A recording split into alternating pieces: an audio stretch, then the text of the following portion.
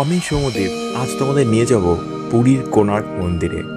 এই মন্দিরের ইতিহাস যেমন পুরনো ঠিক তেমন রহস্যে ভরা এর গঠন এবং ধ্বংসের কাহিনী। এই মন্দিরটি 12 বছর ধরে 1200 শিল্পী এর নির্মাণ কাজ সম্পন্ন করেছিলেন। এমন আরও অজানা ইতিহাস এই ভিডিওতে আজ তোমাদের জন্য থাকবে, তাই অনুরোধ করব প্লিজ লাইক, শেয়ার ও সাবস্ক্রাইব করে আমার পাশে থেকো। তোমরা যদি সাপোর্ট করো তাহলে আরও অনেক মোটিভেশন পাই এরকম নানান ভিডিও তোমাদের সামনে নিয়ে আসার জন্যে।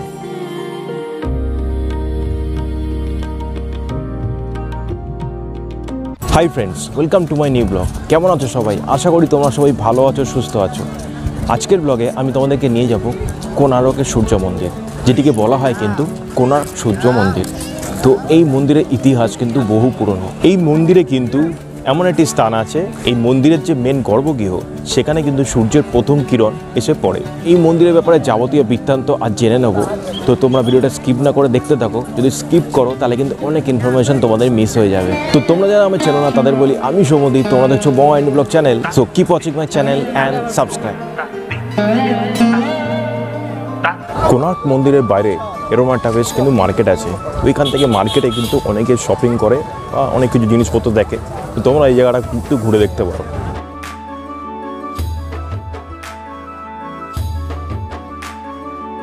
এই মন্দিরে কিন্তু ঢুকতে গেলে 40 টাকা করে কিন্তু এন্ট্রি ফ্রি লাগে।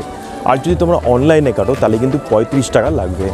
তো অনলাইনে যদি কাটো তাহলে কিন্তু অবশ্যই অনেক কম টাকা কাটবে। টিকিট কাউন্টারের পাশেই কিন্তু রয়েছে অনলাইনের একটি স্ক্যান কোড। তো কিউআর কোডটা স্ক্যান করে কিন্তু তোমরা এখান থেকে টিকিট কেটে নিতে পারো। কোণার্ক সূর্য মন্দির হল 13তম শতাব্দীর এক হিন্দু সূর্য মন্দির। ভারতের উড়িষ্যা রাজ্যের পুরী জেলার উপকূল রেখায় পুরী শহর থেকে প্রায় 35 কিলোমিটার উত্তর পূর্বে কোণার্কের এই সূর্য মন্দিরটি অবস্থিত। মন্দিরটি 1250 খ্রিস্টাব্দের দিকে পূর্ব গঙ্গা রাজবংশের রাজা প্রথম নরসিংহদেব নির্মাণ করেছিলেন।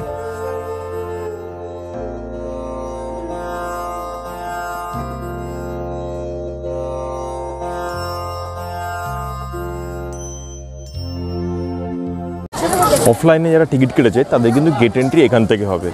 তো যারা ফিজিক্যালি অফলাইনে টিকিট কাটা হয়েছে তারা কিন্তু এই গেট দিয়ে কিন্তু মেন প্রবেশ করবে।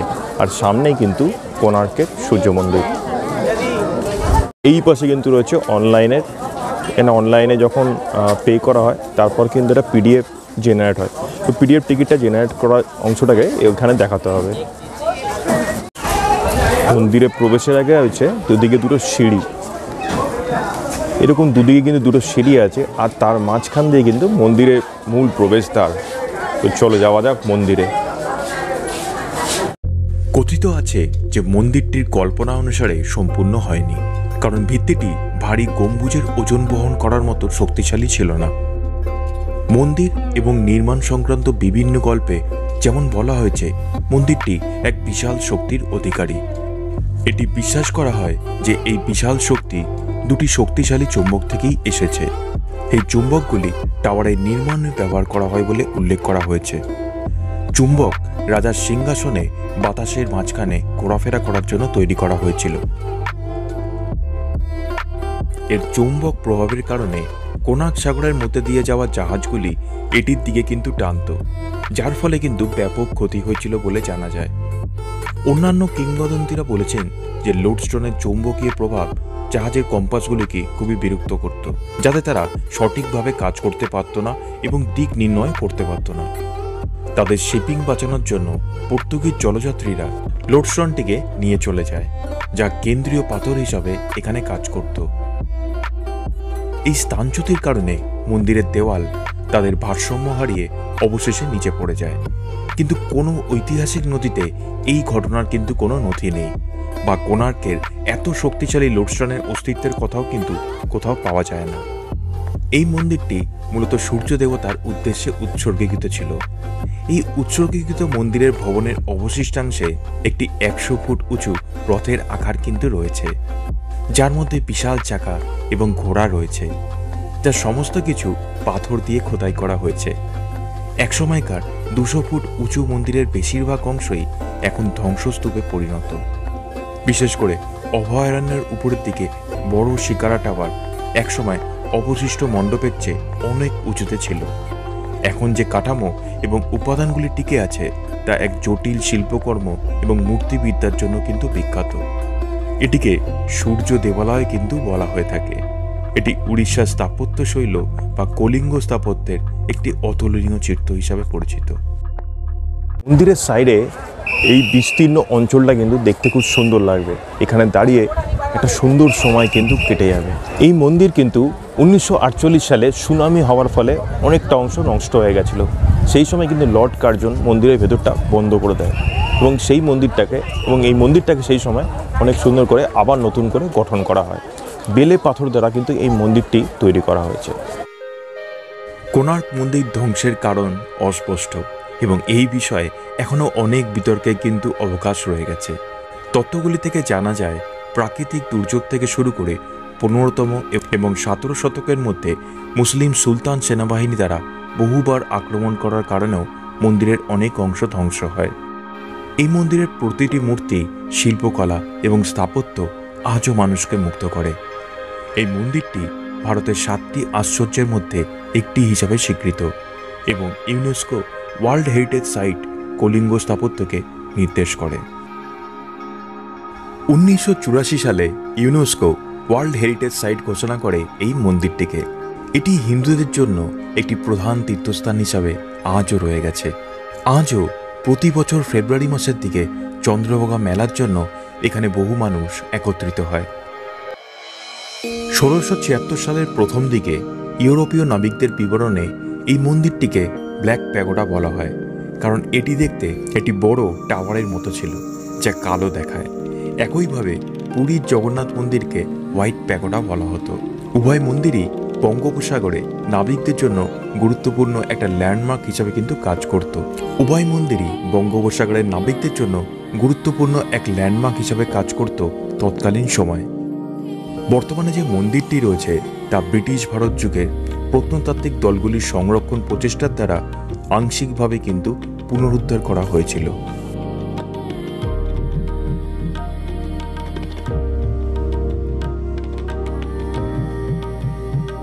হিন্দু ধর্মের বৈদিক মূর্তিতত্ত্ব অনুসারে সূর্যকে পূর্ব দিকে উদিত হওয়া এবং 7টি ঘোড়াদার টানা এটি রথ আকাশের দিকে দ্রুত গমন করছে এইভাবে উপস্থাপন করা হয়েছে। সূর্যদেবকে একজন উজ্জ্বল দণ্ডায়মান ব্যক্তি হিসাবে বর্ণনা করা হয়, যার উভয় হাতে একটি পদ্মফুল ধারণ করা সারথি অরুণার রথে চড়ে যাত্রা করতে দেখা যায়। 7টি ঘোড়ার নামকরণ করা হয়েছে সংস্কৃত নাম অনুসারে: গায়ত্রী, বৃহতি, উষ্ণীহ, জগতী, ত্রিষ্টুপ, অনুষ্টুপ এবং পঙ্ক্তি। 2 জন মহিলা সাধারণত সূর্যদেবের পাশে থাকে, যারা উষা এবং প্রত্যুষা নামের ভোরের দেবীকে প্রতিনিধিত্ব করে। দেবীকে তীর ছুঁতে দেখানো হয়েছে অন্ধকারকে আহ্বান করার জন্য যুদ্ধে, তাদের উদ্বেগের প্রতীক হিসাবে। অন্যান্য উপস্থাপনায় এই দেবীরাই হলেন সূর্যদেবের 2 স্ত্রী সমচনা এবং ছায়া।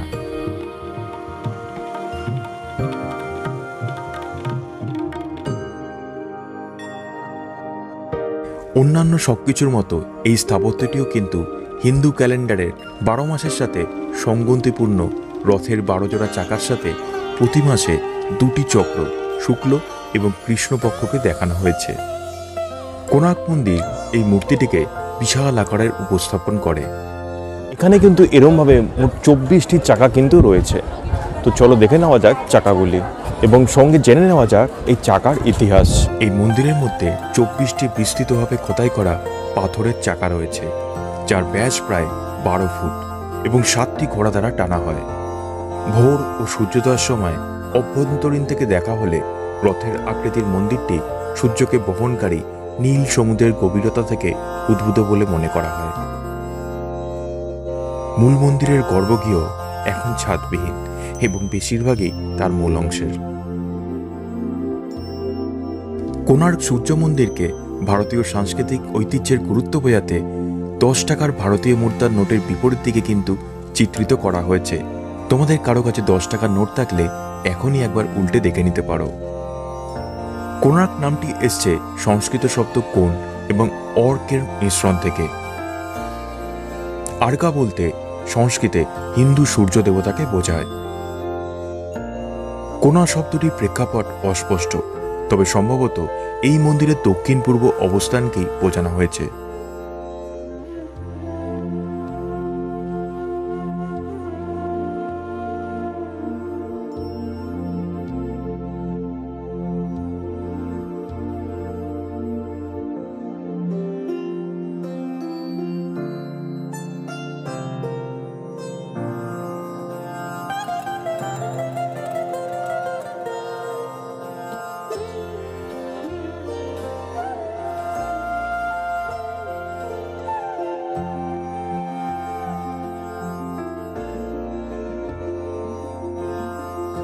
মূল মন্দিরের পূর্ব দিকে একটি নাট মন্দির কিন্তু অবস্থিত। এটি একটি উচ্চ জটিলভাবে খোদাই করা মাচার উপর দাঁড়িয়ে রয়েছে।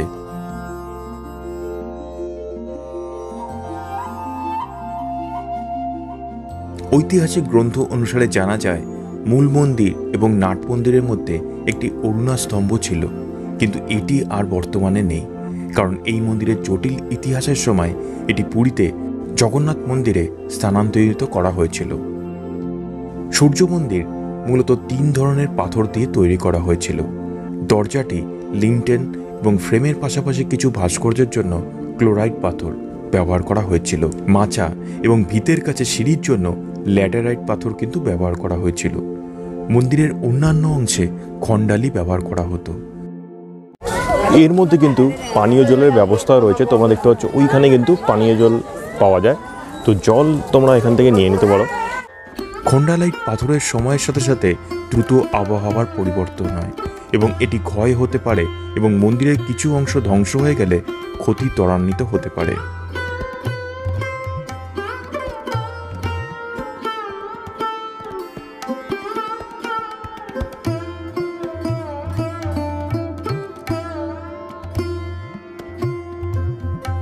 এই পাথরগুলির কোনোটি প্রাকৃতিকভাবে কলিঙ্গের কাছাকাছি পাওয়া যায় না। স্থপতি এবং কারিগররা তৎকালীন সময় অবশ্যই দূরবর্তী উৎস থেকে পাথর সংগ্রহ করে নিয়ে এসেছিলেন। সম্ভবত এই স্থানের কাছাকাছি নদী এবং জলের চ্যানেল ব্যবহার করা হয়েছিল তৎকালীন সময়।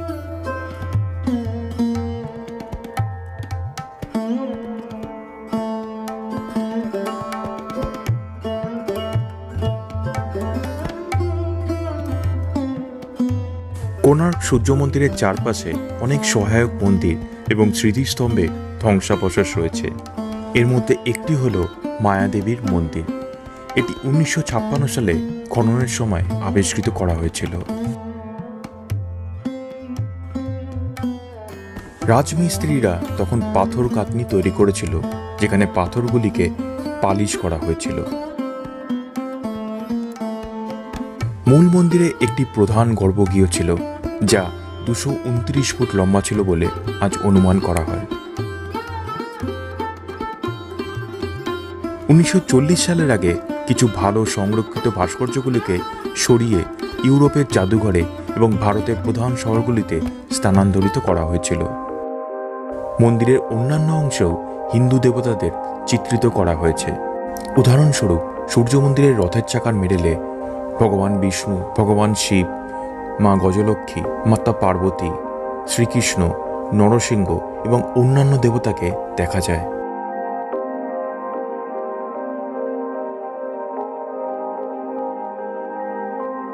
মন্দিরটি কলিঙ্গ স্থাপত্যের ঐতিহ্যবাহী শৈলী অনুসরণ করে। মন্দিরটি মূলত চন্দ্রভাগা নদীর মুখে নির্মিত হয়েছিল, কিন্তু তারপর তার জলরেখা কমে গেছে এবং নদী অনেক দূরে সরে গেছে। এটি পূর্ব দিকে অভিমুখী, যাতে সূর্যোদয়ের প্রথম রশ্মি মূল মন্দিরের প্রবেশপথে আলোকপাত করে।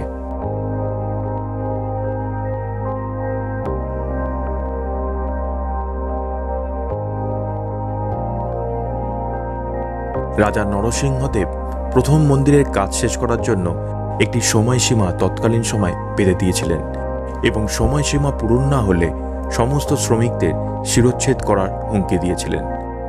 সময় মতো মন্দিরের কাজ শেষ হলেও মন্দিরের মুকুটের পাথর বসানো যায়নি। সময়ে ফুরিয়ে যাওয়ার সাথে সাথে প্রধান স্থপতি অমীমাংসিত সর্বনাশের চিন্তায় বিষণ্ণ হয়ে পড়েন। ধর্মপদ নামে একটি 12 বছর বয়সী ছেলে প্রধান স্থপতির কাছে গিয়ে তৎকালীন সময় মুকুটের পাথরটি ঠিক করার প্রস্তাব দিয়েছিলেন। তিনি সমস্যার সমাধান করেছিলেন এবং তার আসল পরিচয় প্রকাশ করেছিলেন। তিনি ছিলেন প্রধান স্থপতির পুত্র এবং তার পিতার সন্ধানে এসেছিলেন, যিনি তার জন্মের আগেই চলে গিয়েছিলেন। সবাই উচ্ছ্বসিত ছিল, কিন্তু ভয় ছিল যে রাজা যদি জানতে পারেন যে একজন 12 বছর বয়সী ছেলে এটি স্থাপত্যের সমস্যার সমাধান করছে, যা দক্ষ কর্মীরা করতে পারে না, তবে তিনি কিন্তু তাদের হত্যা করবেন। ধর্মপদ একথা শুনে মন্দিরের চূড়া থেকে চন্দ্রভাগা নদীতে ঝাঁপ দেন। তার আত্মহত্যার ফলে মন্দিরটি অপবিত্র হয়ে ওঠে এবং সেখানে কখনো সূর্য দেবতার পুজো আর করা হয়নি। না জানি আরো কত ইতিহাস এই মন্দিরের আজও চাপা পড়ে আছে এই মন্দিরের অন্দরে। কিছু ইতিহাস খুশি দেয়, কিছু ইতিহাস আমাদের ব্যথা দেয়।